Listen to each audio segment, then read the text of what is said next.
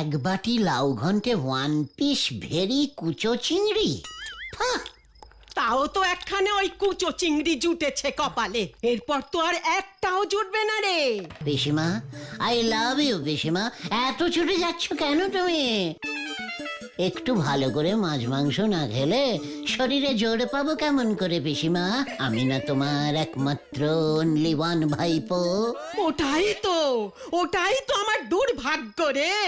তোর মতো এমন একটা ভাইপো আমার কপালে জুটেছে। টেরটি তো পাচ্ছ না কিভাবে ওই কুচো চিংড়ি আমি জোগাড় করছি। সারাদিন এত খাটাখাটনি করে আড্ডা দিচ্ছে, তাও তুমি এমন বলছো? নেহাত তোমাকে ভালোবাসি তাই সবটা ছেটে পুটে খেয়ে নিচ্ছে। অন্য কেউ হলে আমি এক্ষুনি খাওয়া ছেড়ে উঠে যেতাম। থাক, আরে রাগ দেখাতে হবে না। আমি যে আর সংসার টানতে পারছি না রে। তোর পিসে মশাইয়ের জমানো টাকাও ফুরিয়ে যাচ্ছে। রোজগারে এবার মন দে তুই, নয়তো ওই কুচো চিংড়িও কপালে জুটবে না আর। আমার কপালে তো কুচো নয় যে আমাকে কুচো চিংড়ি খেয়ে দিন কাটাতে হবে। ভুলে যেও না পিসিমা, তোমার শ্বশুর মশাই শ্রীযুক্ত গগনচরণ এককালে রেল জমিদার ছিলেন। হ্যাঁ, সেই জমিদারি তো কোন কালে লাটে উঠেছে। এখন আমাকে লোকের কথা শুনে মরতে হচ্ছে। হোয়াট লোক? কোন লোক তোমাকে কি বলেছে আমাকে একবার শুধু বলো।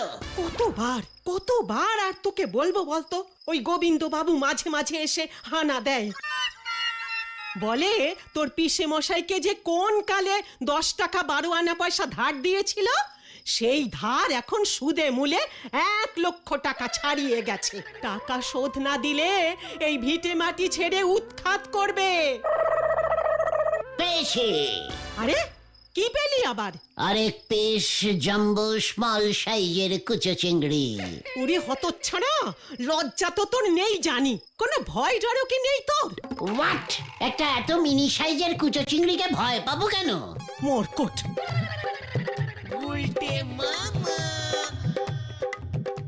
আরে এই আরেকটা মনে হচ্ছে পেয়েছি। দেখি, হ্যাঁ।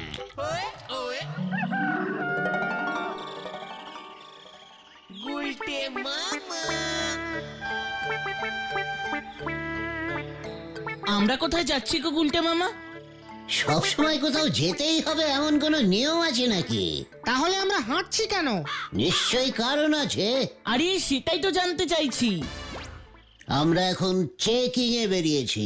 হঠাৎ চেকিং মানে? ওরে, আমি তোদের লিডার রে। আমরা এই গলদপুরের বুকে আড্ডা মেরে খাই। কিন্তু তাতে কি হলো? আর আমরা চেকিংটাই বা কি করছি গো গুলটে মামা? ওরে গলদপুরের বড় বলদ পাঁচু, আমাদের গলদপুরের লোকজন সুখে শান্তিতে বসবাস করিতেছে কিনা সেটা তো আমাদের মাঝে মাঝে চেকিং করার দায়িত্ব। সেটা ভুলে যাস না। চল। বুঝলি, অত সহজে লিডার হওয়া যায় না। চারপাশে সব খেয়াল রাখতে হয় তো নাকি? তারপর সেই টপিক গুলো নিয়ে আড্ডায় গভীর আলোচনা করতে হয়, তাহলে তো তোরা কিছু শিখতে পারবি রে।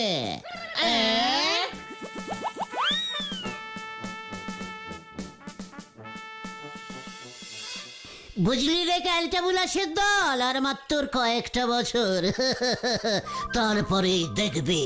কি দেখবো? এই কি হবে আর কয়েকটা বছর পর? আর মাত্র কয়েকটা বছর। আরে বলবে তো কি হবে আর কয়েকটা বছর পর? ভূমিকম্প? চিকার, মুখ খুললেই যত সব নেভিজিট কথা বলে। আরে নেগেটিভ না, নেগেটিভ কথা বলিস না কতন। তুমি বলো তো গুলটে মামা, আর মাত্র কয়েকটা বছর পর তুমি কি আশা করছো? কুটিপতি, কুটিপতি। আমি কুটিপতি হয়ে যাব রে। এই তুমি কোটিপতি হয়ে যাবে? আর ক বছর বাকি আছে? সময় হয়ে গেছে রে। তুমি কি করে জানলে?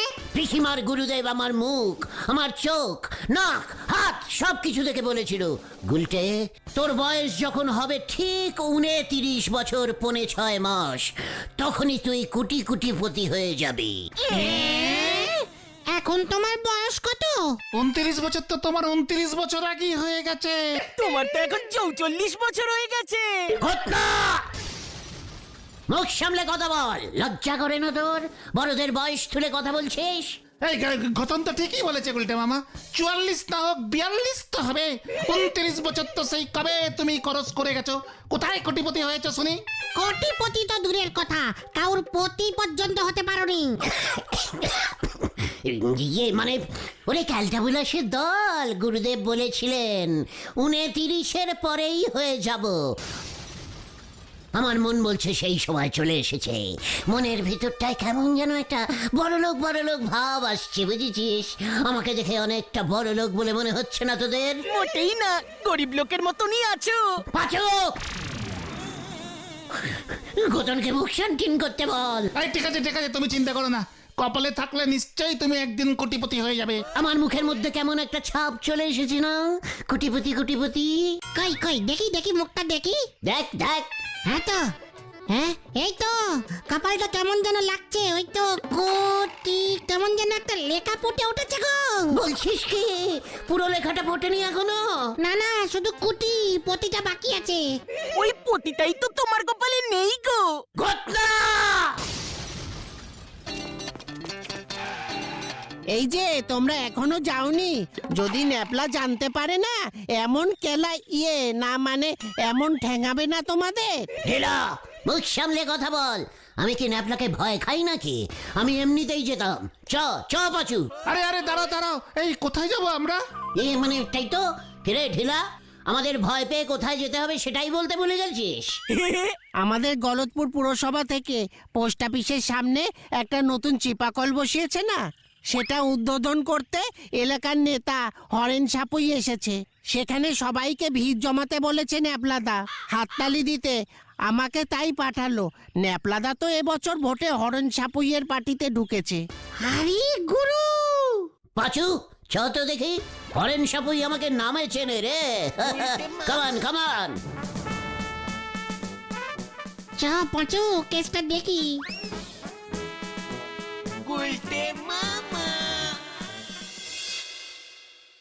গলতপুর অঞ্চলের সমস্ত জল পিপাসু জনসাধারণের উদ্দেশ্যে এই টিউব কল আমি উৎসর্গ করিলাম।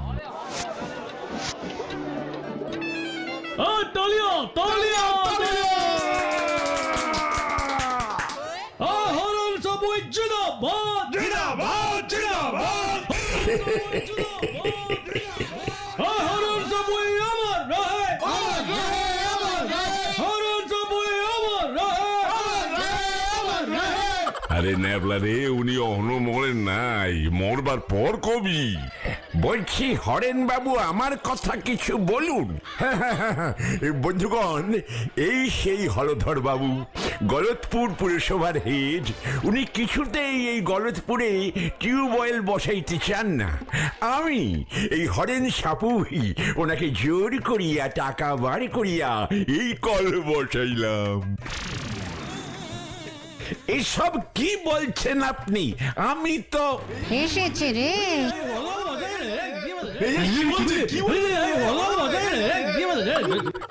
বন্ধুগণ, আমাকে ভোট দিন বন্ধুগণ, আমি আপনাদের কল দিব। পাড়ার প্রতিটি মোড়ে মোড়ে, এমনকি ঘরে ঘরে আমি কল বসাইব। না না, শুনুন শুনুন, এত টাকা কে দেবে?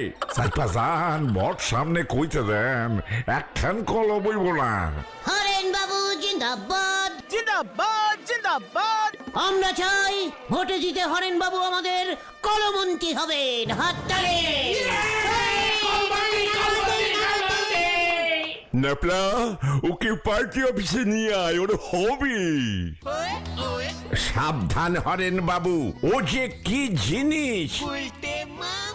ভোটে এমন জিনিসের দরকার আছে। আমার জায়গায় খাওয়ার চেষ্টা, দাঁড়া দেখাচ্ছি মজা।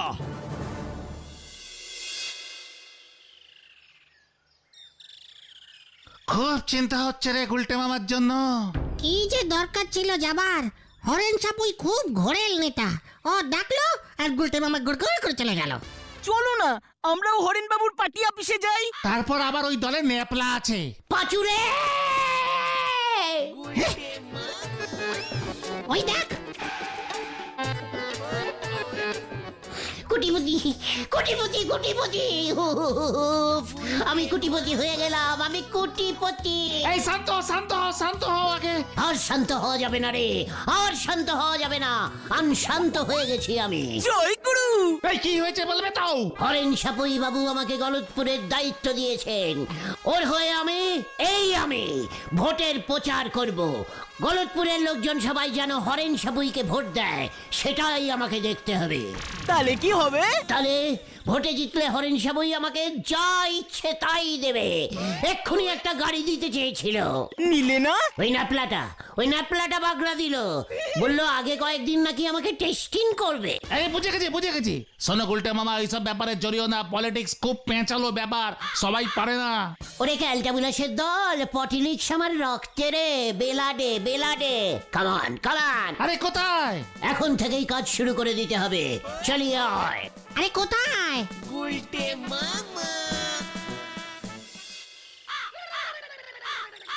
হরেন সাপুই বলে দিয়েছে আমার হাত দিয়েই সব খরচা হবে। এবার দেখ আমি কি করি।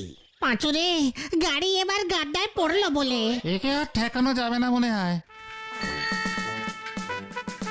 আমাদের সব কটা ঠেক প্রথমে ঢালাই করব, দরকার হলে এসি বসিয়ে দেব। মার্বেল পাথর সেট করে দিও গুলটা মামা।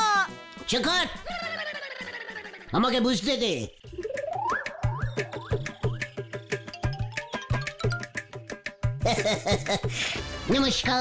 নমস্কার চক্রবর্তীরা।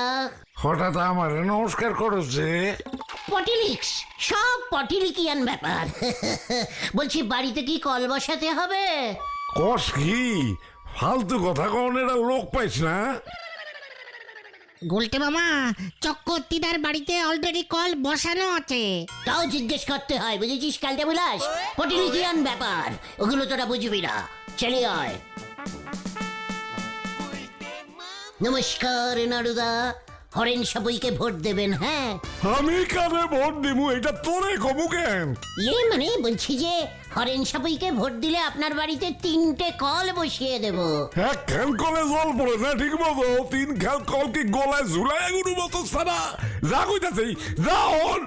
মানে ওই কল ডাইরেক্ট গঙ্গা নদীর সঙ্গে কানেক্টিং করে দেওয়া হবে।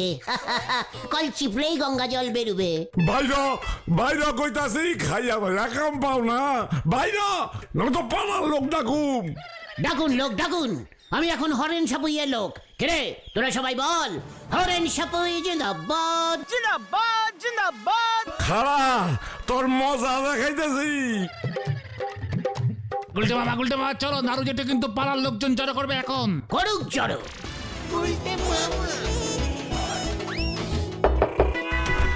ভাইরা, নয়তো পালার লোক ডাকুম।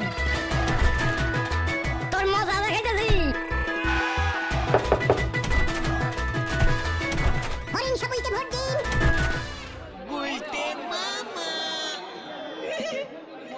আপনারা চিন্তা করবেন না, হরেন সাপুইকে ভোট দিন। প্রত্যেকের বাড়িতে 2টো করে টিউবওয়েল পুঁতে দেব, ডাইরেক্ট গঙ্গা জল পাবেন। আমাদের গলতপুরে একটা ভালো হাসপাতাল নেই। রাস্তাঘাটের অবস্থাও খুব খারাপ। সব হয়ে যাবে, নো চিন্তা, শুধু হরেন সাপুইকে ভোট দিতে হবে।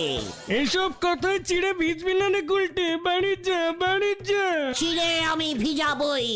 শুনুন, হরেন বাবুর সাথে আমার কথা হয়ে গেছে। ভোটে জিতলে এই গলতপুরে 4টে সিনেমা হল বানাবে, কেবিল লাইন ফ্রি হয়ে যাবে। প্রত্যেককে একটা করে গাড়ি দিয়ে দেবে। গাড়ি কি জলে চলবো? দরকার হলে তাই চলবে। শুধু গাড়ি না, গলতপুরের সব কটা রাস্তা ঢালাই করে পিচ ঢেলে দেবে। আমার বাড়ির ছাদটা ঢালাই করা দরকার। সেটাও হয়ে যাবে, সবার বাড়ির ছাদ ঢালাই করে দেব। এই গুলটে মামা থামো এবার থামো। না, আমাকে আর কেউ থামাতে পারবে না। এই গলতপুরের প্রত্যেকটা বাড়িতে কালারিং টিভি ঢুকিয়ে দেবো। এরপর তো কইব আমাকে ধুতি গেঞ্জি লুঙ্গিও ফিরিতে দিব। শুধু ধুতি গেঞ্জি কেন, বালতি মগ ঝাঁটা সব ফ্রিতে করে দেবো।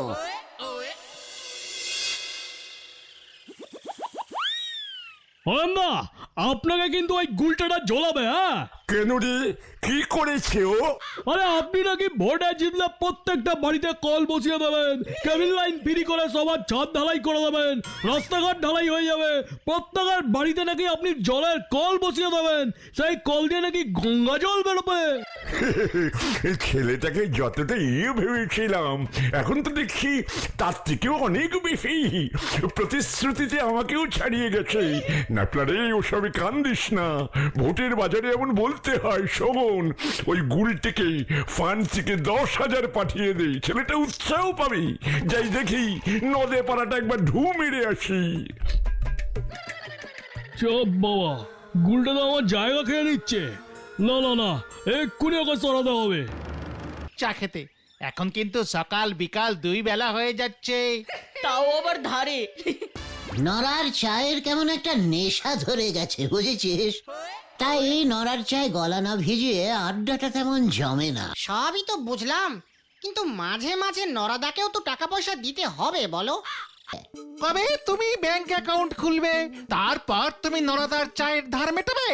নরা তো আর গলতপুর থেকে পালিয়ে যাচ্ছে না রে। শোনেন গুলটি বাবু, ভোটের পর যখন দেখবেন সবকিছু নবডঙ্কা, তখন কিন্তু মারো মাটিতে পচবে নে। চুকন নরা, তুই ভোটের কি বুঝিস?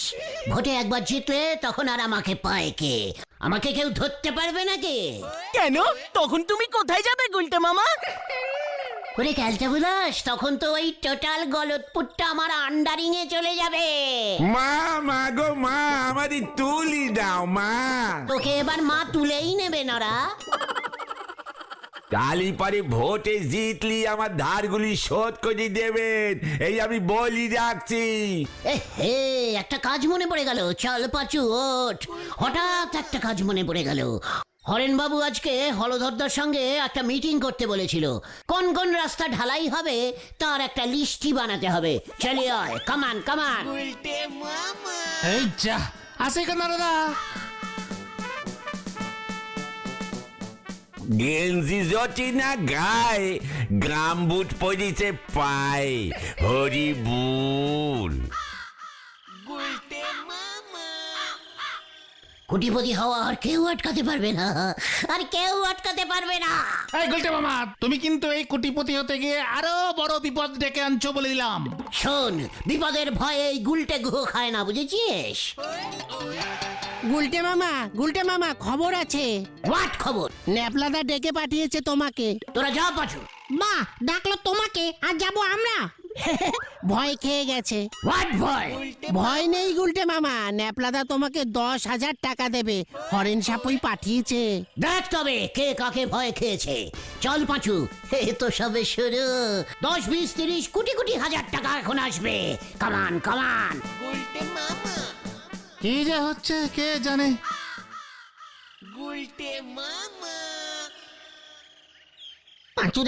পাঁচুরে গুলটে মামাকে আটকা। আর আটকানো যাবে না রে। সত্যি সত্যি 10,000 টাকা দেবে? কি জানি। বুঝলি ঢিলা, ভোটের পর তোদের বাড়িতে 5টা কল বসিয়ে দেব। স্কুলের পরীক্ষাটা বন্ধ করিয়ে দিও তো। ঠিক আছে, হয়ে যাবে, কোনো চিন্তা করিস না ঢিলা।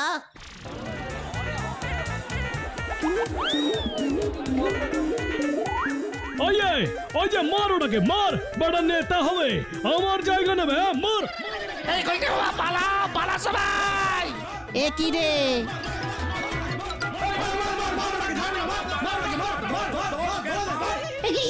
আমি পালাতে পারছি না কেন? ওরে বাবা, ও বাবা! ধর এটাকে। ওই তুই আমার জায়গা খাবি? গলতপুরের নেতা হবি? এই দেখ তবে। ওরে বাবা রে, ও বাবা গো! ওরে বাবা রে! ধলাই কর ওটাকে। ওরে বাবা রে, এ কি রে? আমি কি করলাম? আমি তো কিছুই জানি না রে। ওরে বাবা, আমার বোনগুলি সব চুন হয়ে গেছে মনে হয়। খুব ভালো হয়েছে, বারবার তোমাকে আমি বারণ করেছিলাম এসবের মধ্যে ঢুকো না। আমি আর কুটিপুটি হব না রে। তাহলে তুমি কি হবে গুলটে মামা? ভগ্নিপতি। গুলটে মামা